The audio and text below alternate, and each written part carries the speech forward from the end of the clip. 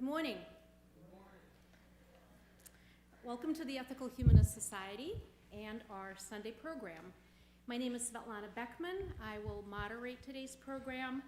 I welcome those of you in the live audience as well as those of you in YouTube land. So our speakers will present, and after their remarks, you will have many opportunities to ask questions. Both those of you who are watching this live stream will be able to ask questions, as well as those of you who are here.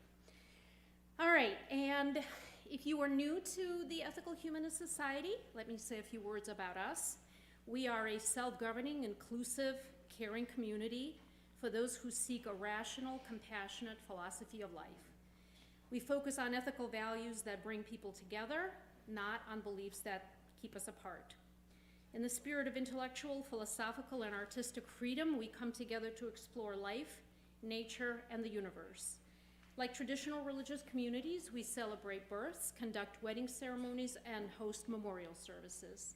We volunteer in the larger community, and we provide for ethical education of our children based on rational, critical thinking. When, in February 2022, Russia escalated its war against Ukraine, and the bombs began to fall, many Americans, especially those with roots in that part of the world, like me, felt a strong need to do something. And so we looked around for ways to support Ukrainian people. And our guests today translated that need into an incredible organization that you'll learn about, Ukraine TrustChain. Daniil Cherkasskiy founded Ukraine TrustChain, and Kseniia Kalmus leads one of the NGOs on the ground in Ukraine that Ukraine Trust supports. The NGO is called Livyj Bereh, which translates into left bank. And so without further ado, I want to welcome Dani and Kseniia.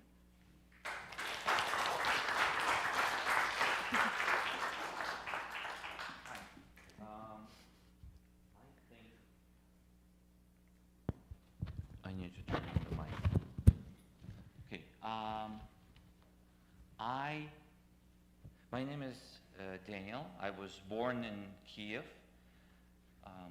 and came to the US a while ago. So I've really identify as an American in many ways. And when the war started, there were a couple of stories that, through completely random events that I might discuss later, but won't do so now, found out that there is a group of people within Ukraine who are regular citizens, completely regular people, and the only thing special about them is when the full-scale war started, while millions of people were fleeing west, they were going against the crowd. I don't know if anyone has ever been in a panic crowd or at a concert where people get scared, but it is just a very difficult thing to do, to have a different opinion when you're in the middle of people who are running somewhere. Incredibly, I learned later that there were historical reasons for this, and there was a community that was formed back from 2014 from the Revolution of Dignity. I did not know that. All I saw that there are people in Ukraine who are deciding to go against the current and help with whatever they can do. I could not find an effective way to kind of channel my pain initially so that I would feel that I did something. But when I discovered these people, we started supporting them, and it had an amazing, I think, consequences and effect. we are but a small drop in this large river that is supporting what I think is just the fight for freedom. It's just a question of whether tyranny is a more effective way to organize society because it can suppress and then conquer and then through consistent oppressive policies subjugate nations and, you know, just, and that's for me, that's the question that is being decided right now of whether a society of free people can stand up to like this large machine that is bigger than the society that they have. Like, I think that's what is at stake here. But it is being decided at a human level. At the end of the day, a soldier is fighting for the person next to them, and the people who are suffering in Ukraine are just being helped by other good people. And so we thought that there was an opportunity to build a chain to just directly help the good people we met. One of the people that I've met through this was Kseniia. We met on Telegram chat. A friend of mine who fled Kyiv, I emailed her and said, do you know anyone who is active right now? She's like, sure, Kseniia is doing a lot already. So we connected, and from that day, we've spoken probably every day, I would say. Yes, That's a true statement, yes. And so I will maybe talk about a large organization a little later, but I want to give Kseniia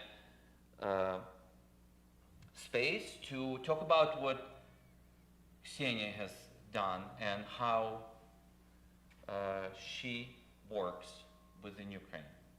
I will set up some slides and the pictures from Kseniia's adventures.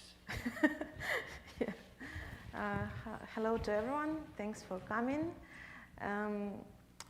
I will speak Ukrainian. It will be faster for us, and Daniil will translate.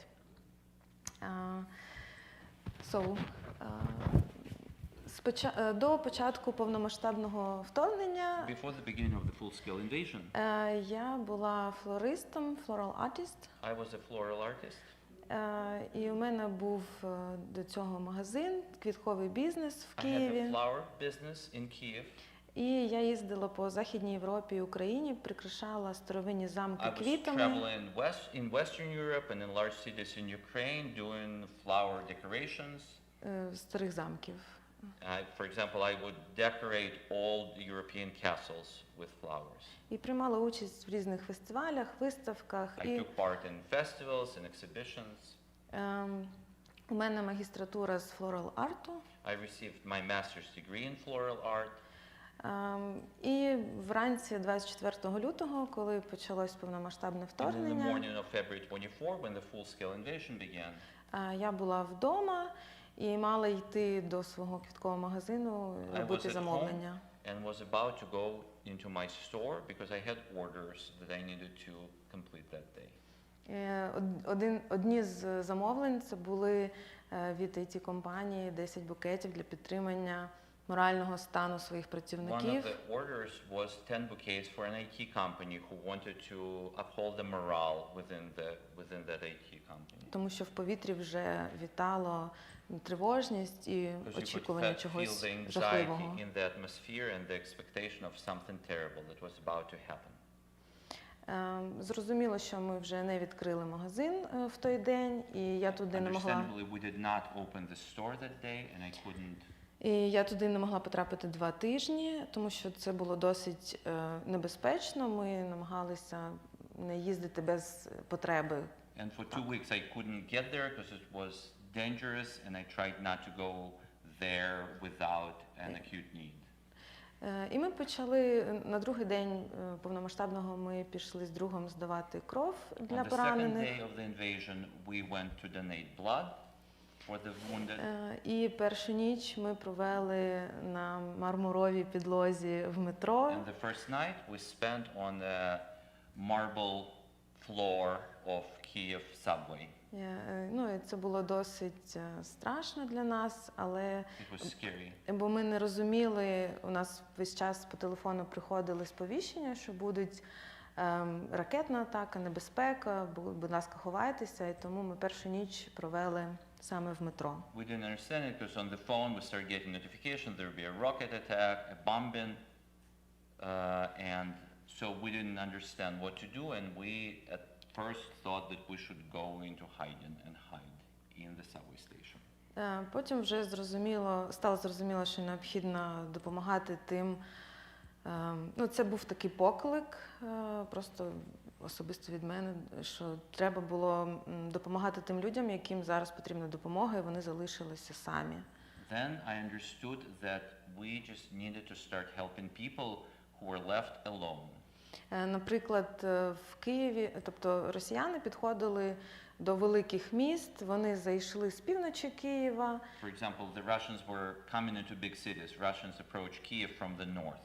І з Чернігів теж, тобто вони підходили до великих міст, але в місті ще були люди, і ще було тільки бомбили з повітря. Тобто They were approaching Kyiv, Chernihiv, but they weren't in the city yet, and the cities were being bombed from the air.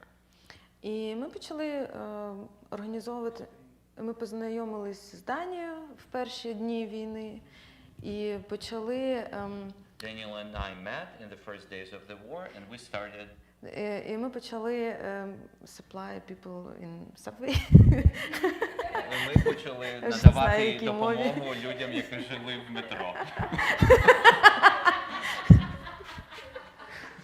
Окей.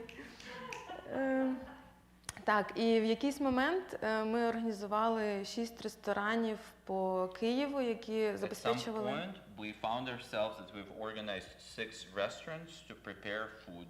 Це було 4000 порцій на день. At that point, we were turning out 4,000 portions a day.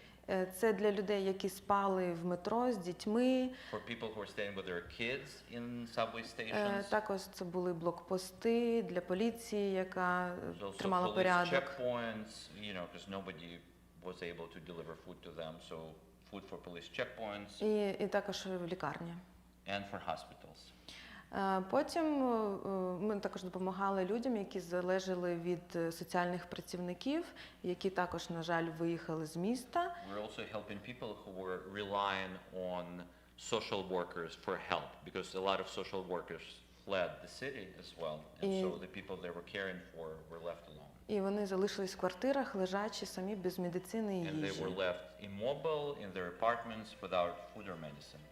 Тобто цей перший місяць ми їздили, допомагали цим людям. So for the first month we were going around and helping these people.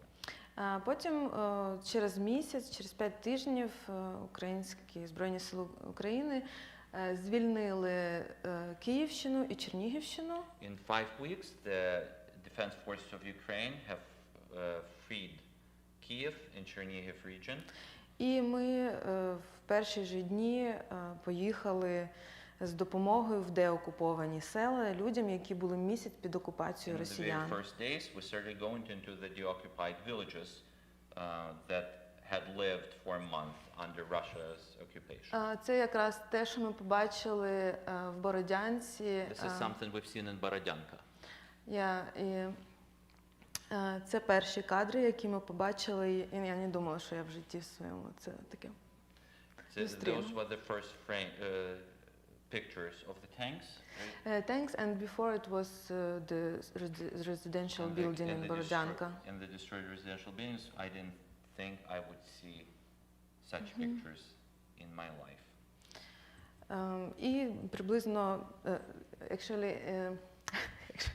в той день, коли ми були в Бородянці, знімали то фото, нас їхало 12 машин, це була така колона. The day we were in Borodyanka, there were 12 cars with us that came.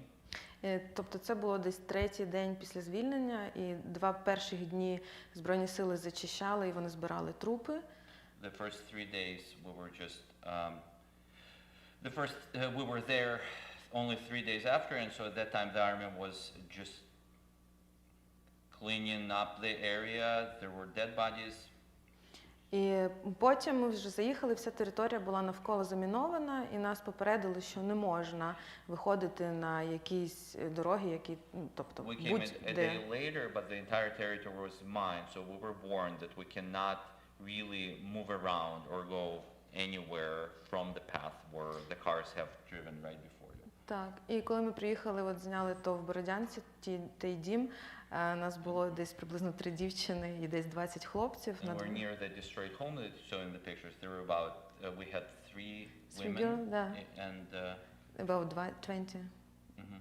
І в якийсь момент нам дуже хотілося At some вбиральню. point we really needed to go to the bathroom. І ми не могли, тому що навколо було все заміновано і було так страшно. Ми запитали місцевих, де можна сходити в туалет, і вони сказали, що є єдині точно, де ми впевнені кущі, де ми всі ходимо. Можете спробувати туди.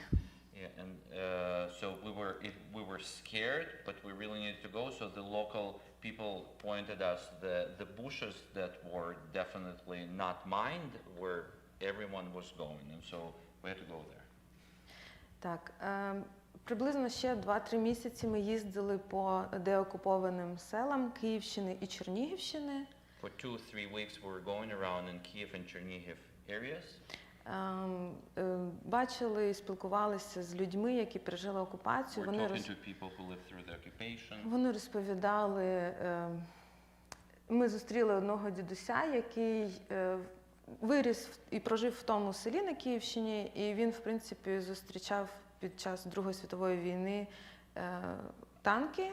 We met a grandpa who survived the occupation there, and like during World War II, he was meeting tanks. Да, і тобто він каже, що от і я знову, мені вже 90 років, і я знову зустрічаю I'm 90 years old, and I'm again seeing на тій самій tanks вулиці, але on the росіяни в same танках. street, but this time this is Russia. Там на столі, до речі, я привезла з Києва, це There on the table you could see some of the things that I brought with me from Kyiv. Це кераміка, яка залишилася в деяких будинках, вони спалені просто дотла. This is the ceramics that were left on the table with in some houses that were burned completely to the ground. Після 2-3 місяців допомоги в цих селах стало зрозуміло, що в принципі ми можемо закінчувати, підтримувати людей в цьому питанні і краще зберегти їх будинки. After 3 months, we realized that we can wrap up the help with food and with medicine because the infrastructure started working, and at that point we switched to rebuilding roofs. Ми почали з Київського і Чернігівського регіону. Вони були деокуповані, вони постраждали від обстрілів, але інші... We started with Kyiv and Chernihiv regions. They were deoccupied, they suffered from shelling. Інші регіони були ще під окупацією. Ну, і зараз While other теж багато regions є. were occupied, as you know, a large part of Ukraine is still under occupation.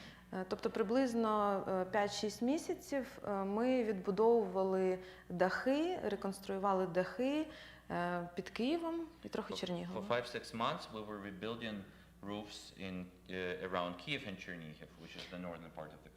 Ми закуповували шифер без азбесту. We were buying roofing materials, asbestos-free roofing materials. І накривали, тобто ми давали це людям, які або самі можуть зробити, або у нас була бригада працівників, яка надавала таку And we're допомогу. covering the buildings. We're giving it either to the people who could do it themselves, or we had a crew of people who could help and cover the roofs for those who couldn't do it themselves. Ми допомагали самим вразливим верствам населення. We're helping the most vulnerable parts of society. Це люди похилого віку, це The elderly, хворі люди, інвалідністю і багатодітні сім'ї.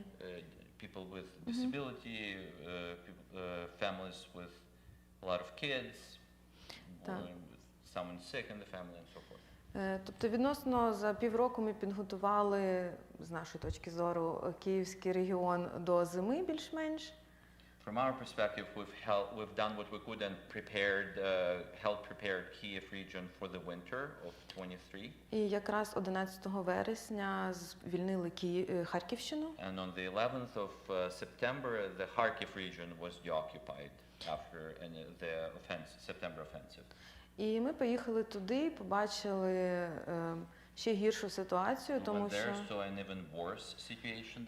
тому що вони були під окупацією вже 9 місяців.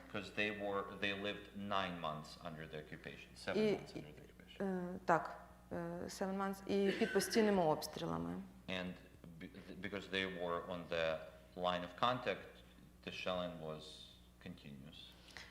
І ми почали відбудовувати в листопаді 22-го року, ми вже почали відбудовувати харківські села. And in November 22 we started our reconstruction rebuilding work in Kharkiv. Зараз ми продовжуємо відбудову саме дахів. Ми тримаємо темп, це один дах в один день. Now we continue to rebuild it, and right now the speed at which we're doing about one roof in a day.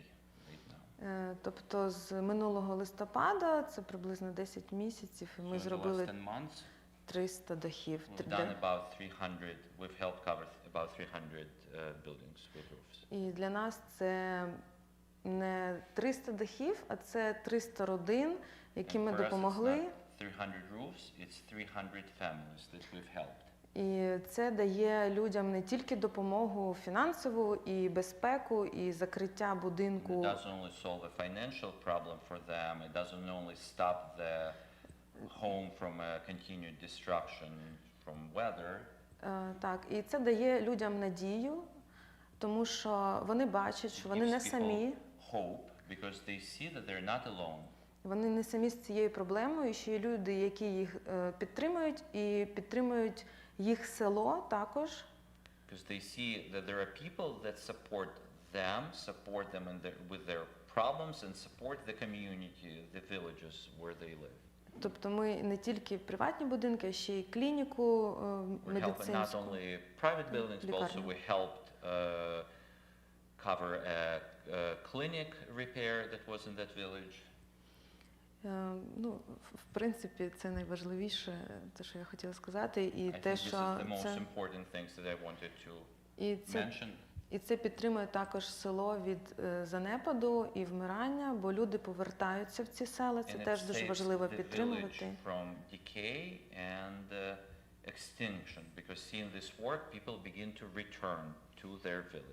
І вони також повертаються і стоять в черзі на відбудову, вони очікують. And they come back and they, join the queue waiting for us to help them rebuild while the government programs are getting underway. Так. В принципі, це все, чим ми займаємося. Generally, that's all we've done so far. Thank you.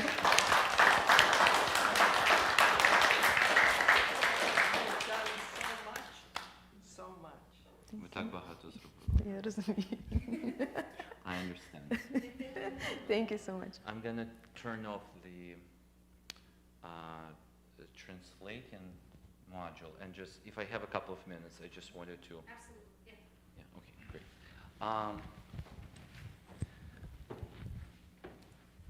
I didn't realize.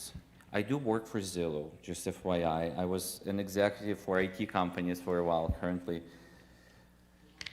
which helped when we needed to stand up an organization pretty quickly. But that's why you see Zillow Group on the screen.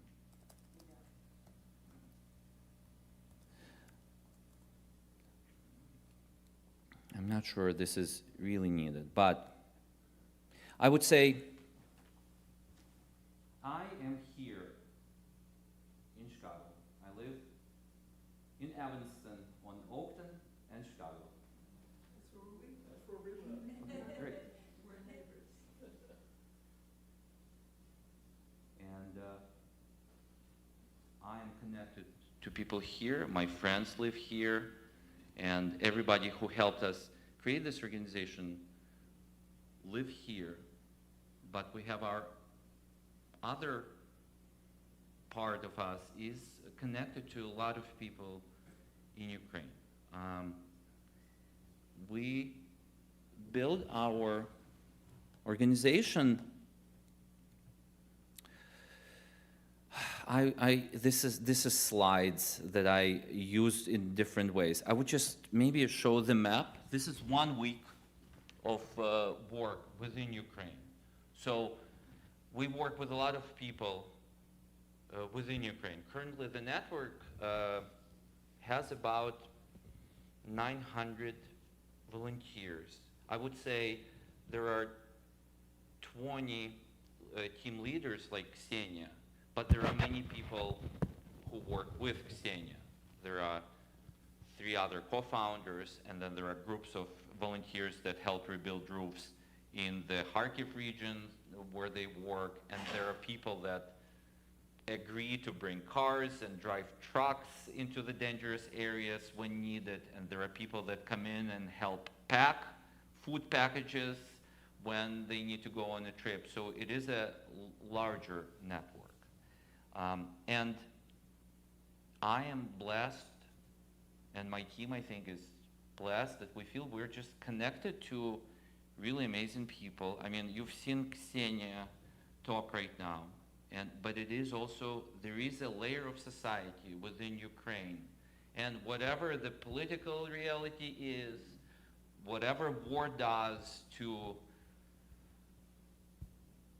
politics or whatever happens, the connection that we have with specific people is something that stays, because these are people who, you know, just as Kseniia, just continue to work and come up with the best thing that they need to do.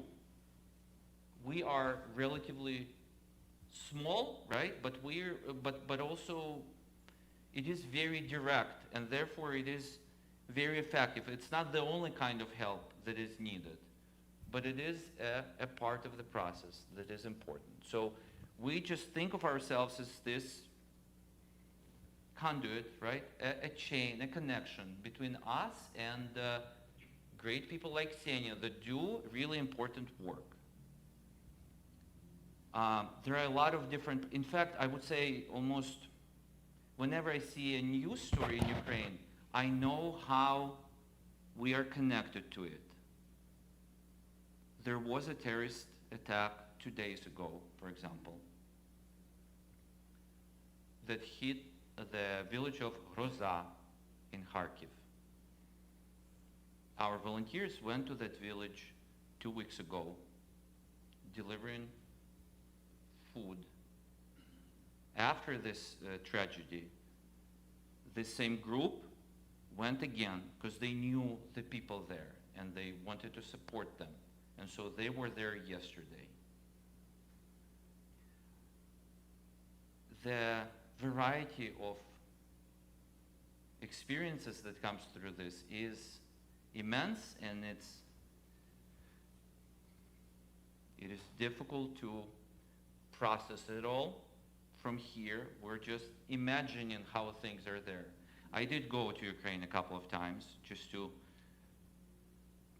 connect and show my support, but I'm not needed there. I am a child in Ukraine. My goal here is to collect money and to help them fund. I'm not great at delivering food or figuring out what to do. But I still felt it was important to go. And the reality there is something that continuously surprises you. And if I give you one example, I'll end up talking for 2 hours because I have hundreds of them. But I'm happy to answer, we are happy to answer any questions you might have about this. I would just say that if you want to learn more about us, subscribe to our newsletter, where every week we list everything that the teams have done during the week. And we include a couple of stories, and you can go back and see how all these, including Kseniia, including other people that we work with, what they've done last week. It is a weekly process. We send money weekly, and we talk every day, and once a week we collect our notes on what has been accomplished. And send it out. I would also mention a couple of things that we do this because, I don't know, it's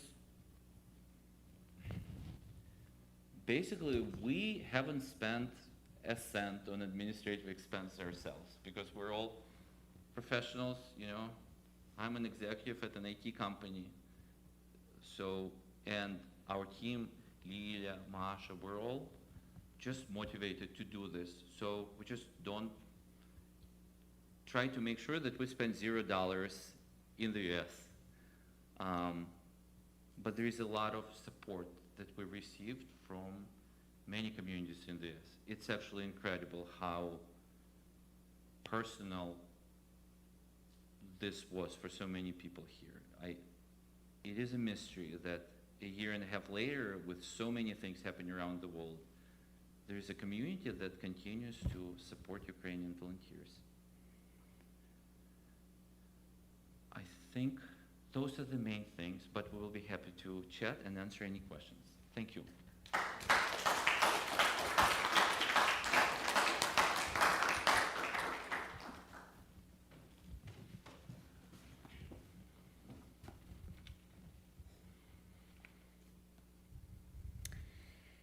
Okay, let's now have our musical interlude. Q&A will follow. We'll have plenty of time for questions, so ready them. We are, sorry, I'm just verklempt, as they say. Please donate to the Society so that we can continue to bring excellent programming to you all. There is going to be a link on the YouTube chat that you can click on and make a donation. Behind you is a basket as well as cards with QR codes, so you can make a donation that way. We suggest a donation of $5, but any amount that you are comfortable with is greatly appreciated.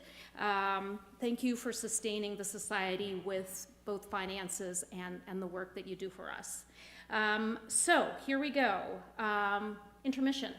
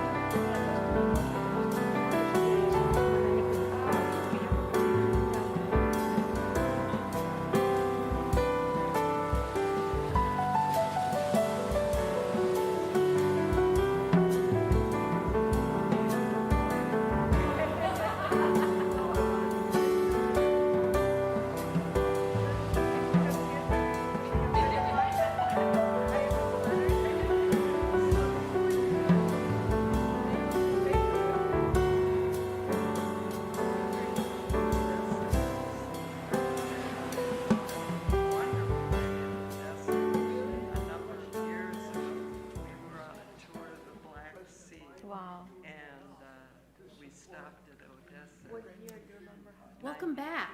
many years. So here's how Q&A will work. Those of you who are in the audience, please come to the microphone to my left. Those of you online, please type your questions into the chat, and I will get them on my phone, and I will ask the speakers the questions. So yeah, let's get going. Thanks both for being here today and for what you do when you're not here today. I am so impressed by both of you and what you've been called to do, and your point about people want to help, I totally believe that's true. But I also worry about your guys' well-being, and I'm wondering, what are strategies you have found, and if not, go find them, to take care of yourselves, and how do you manage the emotional and physical burden of what you're dealing with in an ongoing way for yourself and your own well-being? And if you have any insights into that, because I think that fatigue is real. Thank you. Дякую за питання. Thank you for your question. По-перше, з січня цього року, 23-го, я зрозуміла, що без терапевту я не виживу. First, from the January of this year, I realized that I can't survive without a therapist. Without therapy. Так, тобто раз на тиждень, якщо я в Києві, я зустрічаюся. So if I'm in Kyiv, once a week, I meet with my therapist. Так, потім раз на півроку я їжджу на 2 тижні у відпустку за кордон. Once every 6 months, I try to go abroad to take a break. Ось, наприклад, як зараз, це для мене відпустка насправді. For example, right now, I'm on one of such retreats.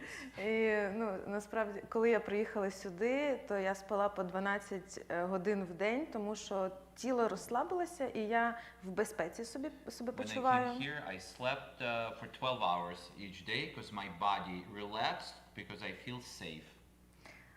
Ну і зі сторони психологічного аспекту, ще коли ми в селах, я дуже люблю спілкуватися з людьми, тобто терапевт мені допоміг, як це контейнерувати і не проводити, намагатися не проводити скрізь себе. And psychologically, when I'm in the villages, I communicate with the locals a lot, and my therapist, we help I helped tune myself so that I'm not passing everything that I hear through myself. Але комунікація з місцевими дуже допомагає в плані того, що коли ти відбудовуєш людині житло, і вона тобі дякує, розповідає свою історію, це теж дуже підтримує, ти розумієш, що це все не зря, і треба продовжувати далі. When you speak to a person, you realize that you're helping them in a very real way, you're rebuilding the place where they live, that gratitude is something that is very nourishing. І коли я в Києві, то я вже чекаю наступну поїздку в села, і це мене дуже заряджає. In Kyiv, I'm waiting for my next trip into the villages because it really helps me. It charges me. Thank you. What about you? I would say very early on, a lot of this was about pain and compassion the first couple of weeks. But later, we even had Okay, I'm sorry, I'm going to digress, but this is a story that I was meaning to tell at some point in my life. But, so, yeah, I guess 2 weeks into the war, I was in Berlin because we were just getting started and we were trying to figure out how to build things. And at that point, another volunteer that was helping sent me a voice memo that was very joyous. And it was like, oh my God, you should have seen how this 3-year-old girl, how happy she was when we brought apples and yogurt, something like this. And I just started it was the first weeks, everybody was kind of, and I just had some sort of a breakdown at that point because I was processing it through pain. But through that experience, I learned to process these things through gratitude. From a gratitude is kind of nourishing. I think the main thing is gratitude. I don't get as much gratitude from the people we'll help with directly, but I just have this through very personal connection that we have with the volunteers in Ukraine. So that's where I derive my thing, because I think gratitude doesn't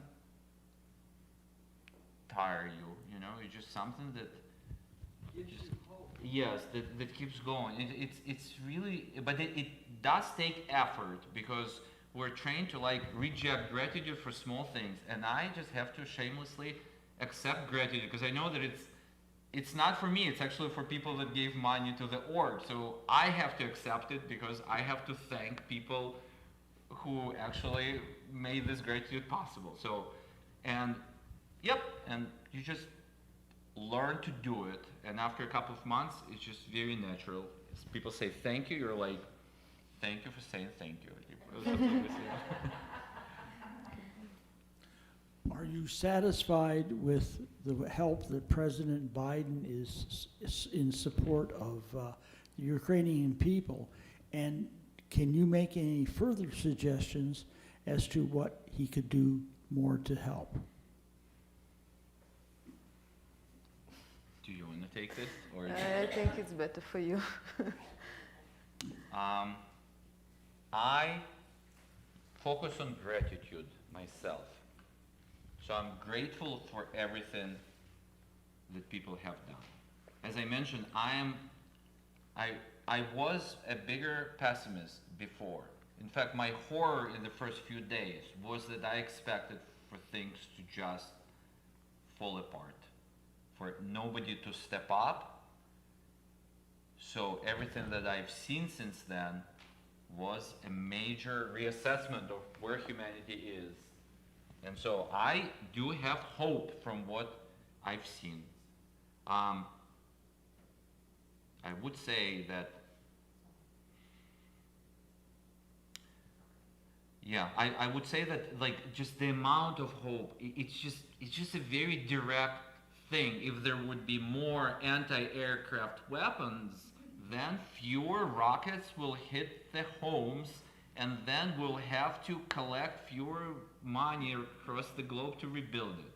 Just for me, it's just a very direct connection. And so it's until the war stops, and that's, I think, what people, I have an issue with people saying, is there a sufficient amount? I think if we give 100, it would be great if we give 200. If we give 200, it would be great if we give 300, because it's just a very direct connection. So in that sense, I don't know how to balance it with good manners of not asking for too much. And I'm not an expert in international relations to know this. I just know that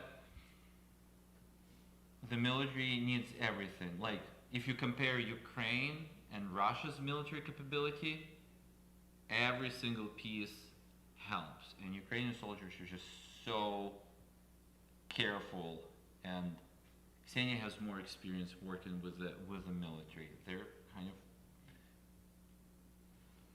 of so okay. I don't have experience working with the military because we support civilian causes, but Kseniia does both.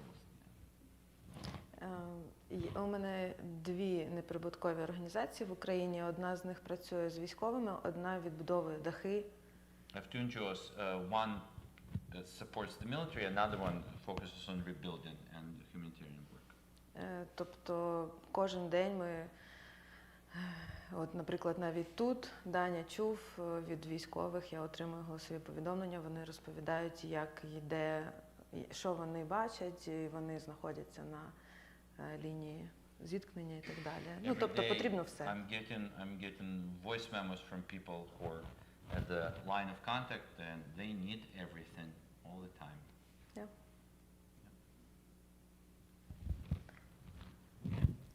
Your work is very inspiring. I wonder how you built how you build your volunteer network within the Ukraine. Thank you for the question. Just so, I mean, I kind of,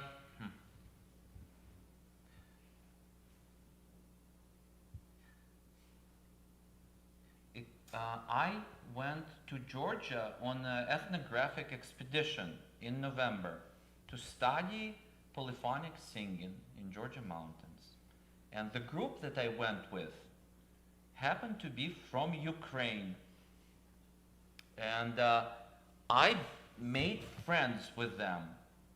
People from, highly educated, interested in studying polyphonic singing in Georgia. And I connected with them and had a lot of feelings for people that I met there. And so after 20 years in the US, I didn't really have as many connections. But when the war started, I did have 20 people that I cared for. And so initially, I just called everybody I knew in Ukraine. I asked them how they were doing, whether they needed help, and by that point, whether they knew somebody who was helping, who they knew personally.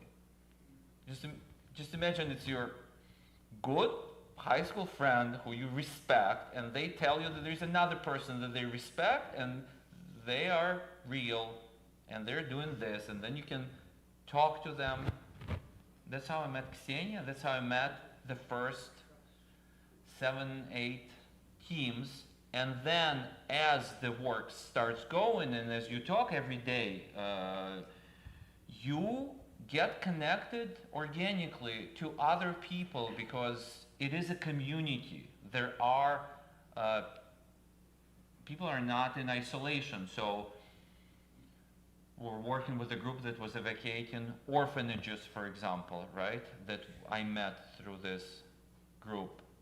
Through them, we met another person who was evacuating from Chernihiv that was being bombed. But through that person, after 3 months of conversation, they kept bringing up this large group in Dnipro who does this very large network distribution of food in frontline regions. And so when I went there in June, we met face to face, connected, started communicating.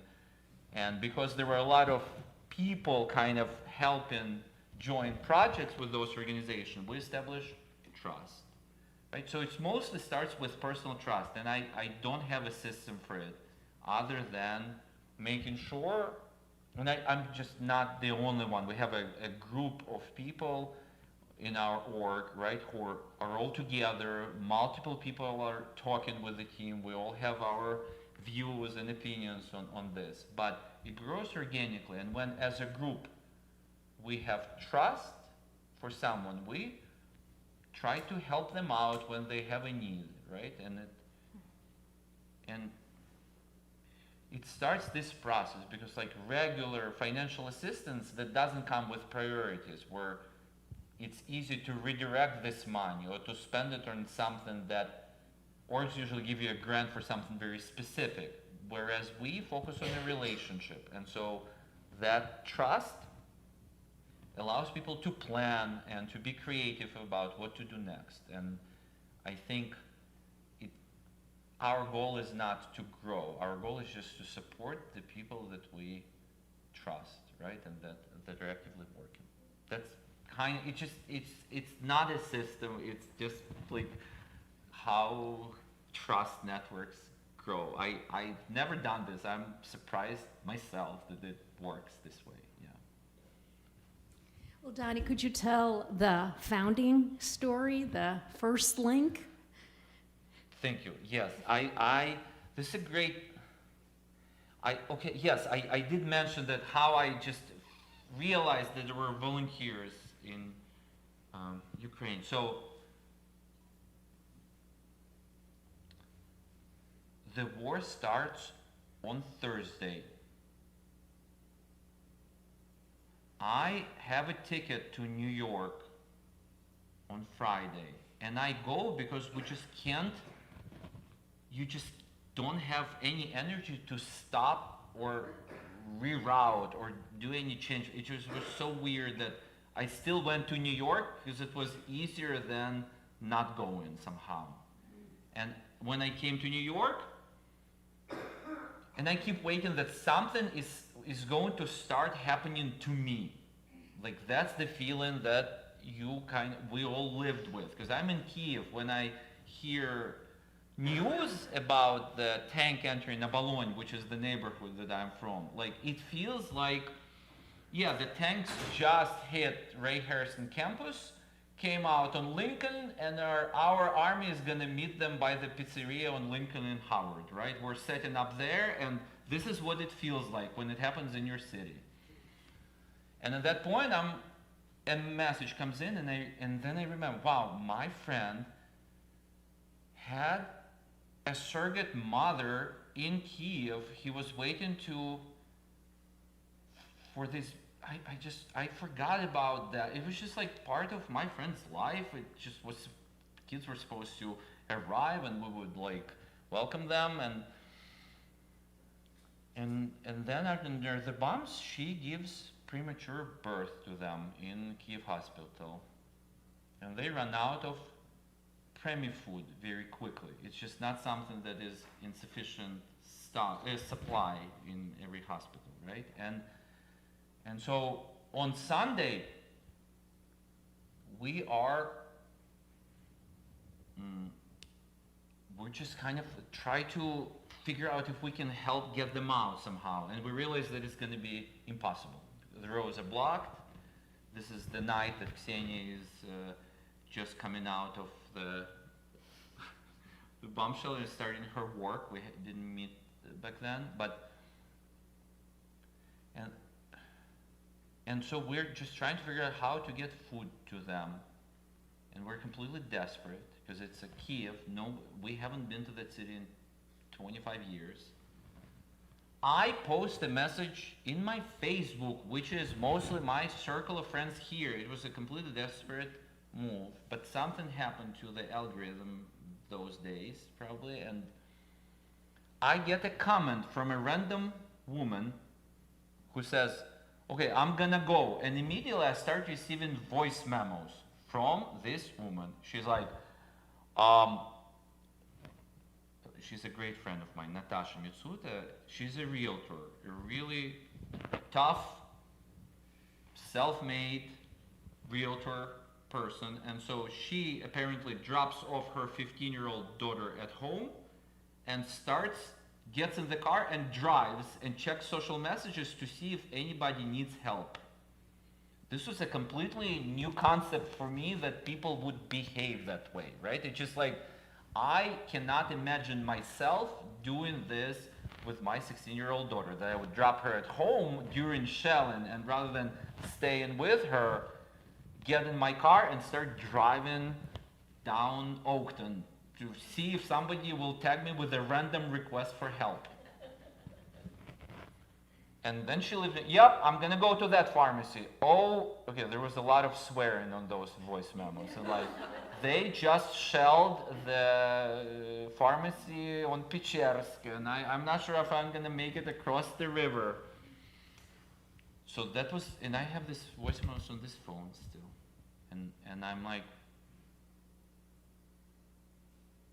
she didn't end up actually getting the food for the babies. The babies survived. You can see on NPR stories about preemie twins being saved. It's actually, I think it was on This American Live even, because they were fortunate, they did get the press attention, and they ended up, it's actually surprising, it has a happy ending. But our story bifurcates at that moment, and that evening I called her and I tried to figure out what just happened. Who is this person? And I just realized, yep, there are people who are just trying to help. And I'm like, okay, how about I send you $1,000 and you just see what you can do with it. And she said, okay. And by the end of the week, she had 60 people actually in her org. And we were raising a couple thousand a day. So we were And the food is cheap in Ukraine, so you could do a lot with $6,000. Yeah, I would just say that there are multiple stories happening at once, and sorry for long answer, but like at the same time, I see that a friend in Chicago is saying that a group needs a bus to evacuate an orphanage out of Kherson. And they need $5,000. And I'm like, okay, I mean, we just sold our company to Zillow. I have $5,000. I'm sending $5,000 to them on Monday night. On Tuesday morning, they send a picture, okay, we got the bus. They leave the city by Tuesday evening. And on Wednesday, Russian troops enter Kherson. Right. And I'm like, I remember that I kept, it was a little silly, but I kept quoting price on this. I'm like, this is $50 per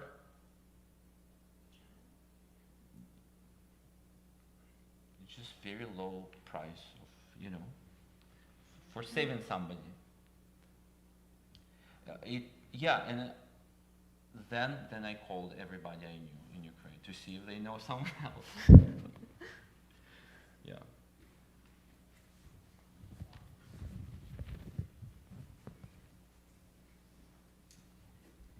I'm struck by you saying it never occurred to you that someone would act the way this woman acted to try to help people, and you have now, I think, become a person like that, whether you meant to be or not. And I'm wondering if you can, as someone who I think accidentally is like that, but also worries about, whoopsie, I do have children I should take care of, or like, thinking about how do you prioritize your big heart and your time and energy? Right now, is it so this is all you need to focus on and this is the priority? Or do you find yourself more likely to give $50 to the next, like the refugees that are coming to Chicago by busloads every day? Or how do you think about prioritizing your time and energy when you do see it through this new lens? I think, yeah, I think by now the organization, thanks to Lilia, Masha, and about 30 other volunteers in the US, we're all we don't have a hierarchy really, I just happened to speak today, but we work together, and so we have a system. So the amount of effort that, the amount of like emotional strain that I spend on this is limited right now, right? Otherwise I talk to my friends a lot more than I used to. And sometimes these friends have some hard stories to share, but I think there were definitely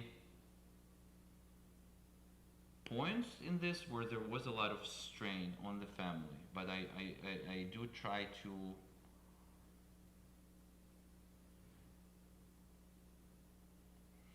I think it is important for me to also be here. My value is not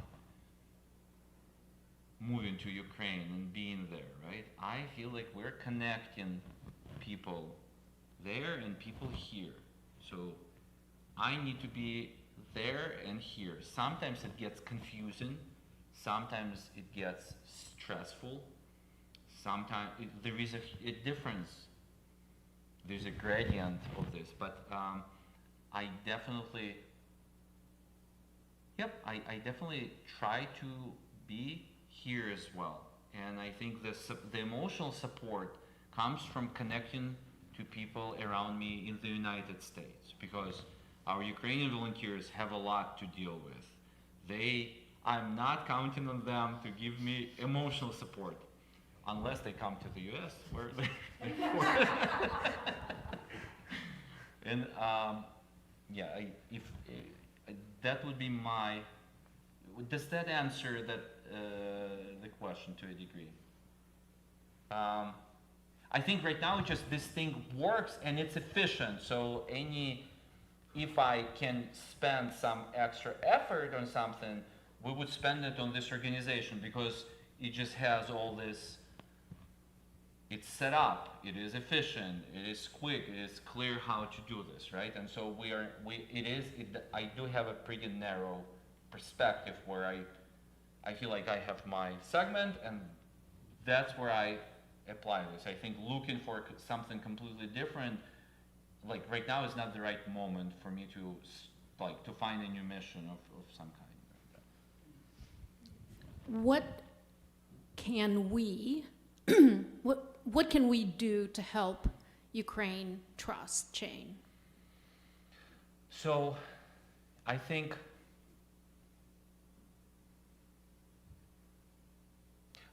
for us, the most important thing is to find new circles of people who could be interested in this, who would donate not out of necessarily, let's say, pity for Ukraine or something, but just see this as that there is who would want to support, who would want to understand what we do and kind of connect to it, right? And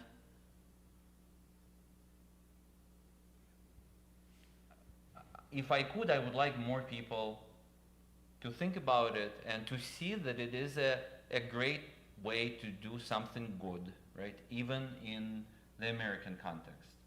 We don't need that all the nonprofit efforts go to our org. In fact, I don't want to grow it.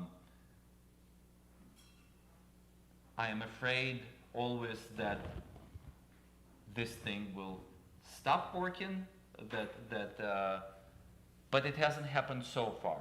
So in that sense, the support would be to read what we have and to tell others about this, like not necessarily donate, but just connect people to this.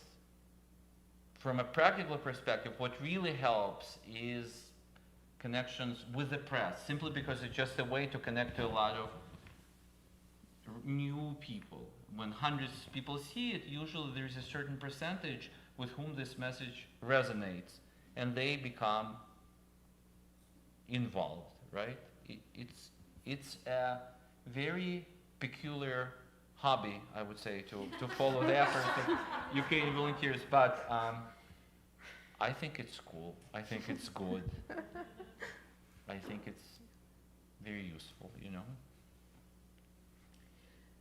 Are there more volunteers and groups of volunteers in Ukraine that Ukraine TrustChain could support if you had a bigger budget? I mean, do you find you have to sometimes turn links away because you can't afford to do all that you, I know you're not trying to grow, but you know what I mean? Yes.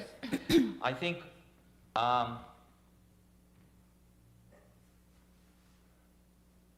the way we can,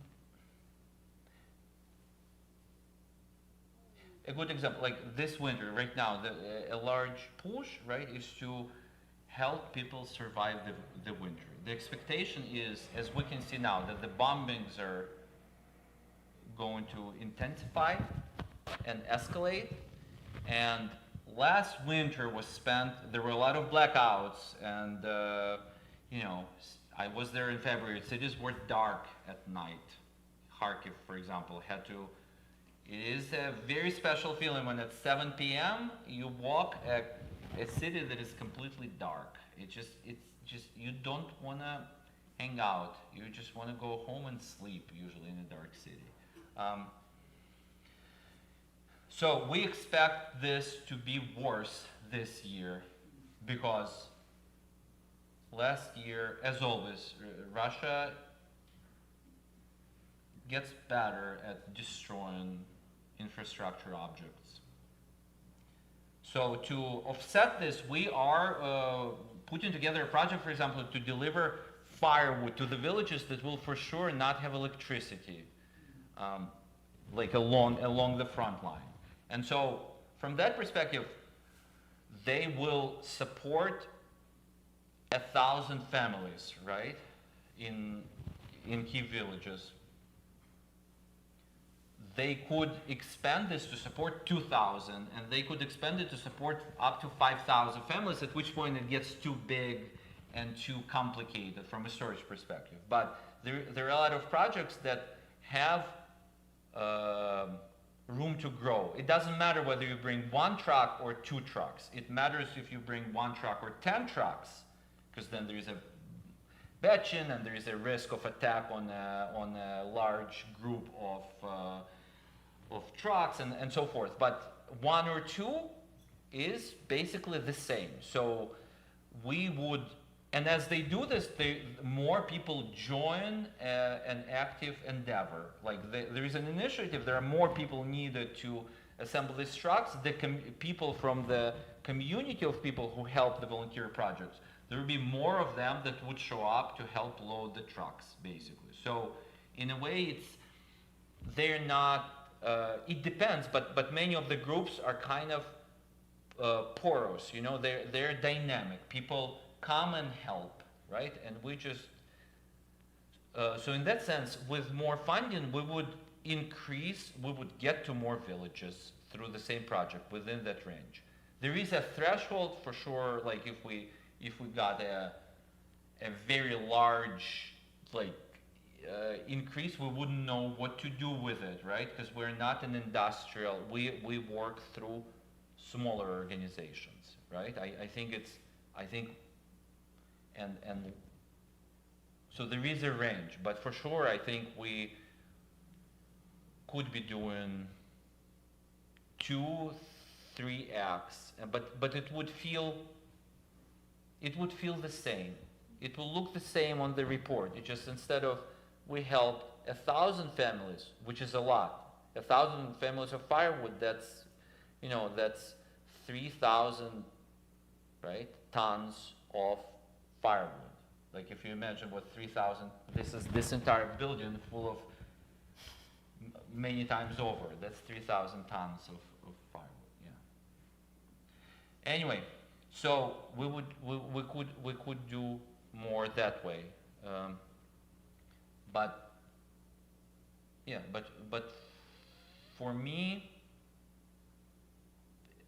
I feel that the groups who work within the project that are there, they can be scaled at first, right? And we continue to connect with new people organically, and I think that that's important for us to continue to not rush. If we have somebody we trust and somebody who needs to do something important, we try to support them. If needed, we'll talk to another team they would agree usually that, okay, yeah, this is more important, give money, rather like reduce our funding and give money to them or something like this. Like that we have that level of connection, I think. I was just wondering, obviously in the early days, when it became evident that Russia wasn't going to run all over Ukraine, there was certainly an outpouring of support and very uniform across this country, I'm speaking specifically. But I guess I'm worried about what I would call compassion fatigue. We've already seen it with all the immigrants coming here recently. It's fine at the beginning, we're a sanctuary city, but then people start saying, oh, well, gee, this is too much, and start pushing back. And we already see it on the national level that a certain segment of the, I'll say, Republican Party that never wants to do anything for anybody else is now pushing back. So there's still solid majority support in this country. But obviously, Voldemort is waiting for this to wear out. And I guess it's a worry. And I guess I'm wondering what you're seeing. Are you seeing people saying, well, yes, we're helping, but we're tired and we're going to go on to other things? I guess I'm just worried about this notion that, oh, where's the end in sight? We're just going to give up. And I'm hoping that you're going to say, no, you're not seeing that. Ти можеш мені в кінець перекласти? Так, тобто, чи бачиш ти, що допомога трошки зупиняється, і я сподіваюся, що ти відповіш, що ні, що все добре, і що люди продовжують допомагати, але чи ти боїшся, чи ти бачиш зупинення допомоги зараз? Okay. I will take this question. Якщо коротко відповісти, то зараз я не відчуваю, що допомога зупиняється. If I answer briefly, I don't feel right now like the help is coming to an end. I don't feel that it's slowing down. Вона йде хвилями із різних країн, It comes in waves from different countries. і підтримка звідси, з Сполучених Штатів, вона досі відчутна, і для нас вона дуже важлива. And the support from the United States is still felt and is still very important. І те, що ми розмовляємо з нашими друзями, з волонтерами, з колегами з різних організацій, вони кажуть, що так, отримують допомогу, і важливо, ну і всі надіються, що вона не зупиниться. Так, в принципі, як і ви надієтеся. To other volunteers within Ukraine, they are confirmed that yes, they are receiving this help, and like you, they also say that they hope it will not stop. Тому що насправді це дуже важливо, і без допомоги зі всіх країн світу ми би не впоралися із гуманітарною кризою. I think it's very important, and I think that without the help from different countries around the world, we would have not been able to cope, not with the humanitarian crisis. Так само, в першу чергу, із всім озброєнням, яке нам було дуже потрібно, щоб захищати нашу територію. Nor, and probably in the first place, with weapons and everything else that we need to defend our territory. Thank you. Any other questions? Thank you so much. Thank you. Thank you for having us.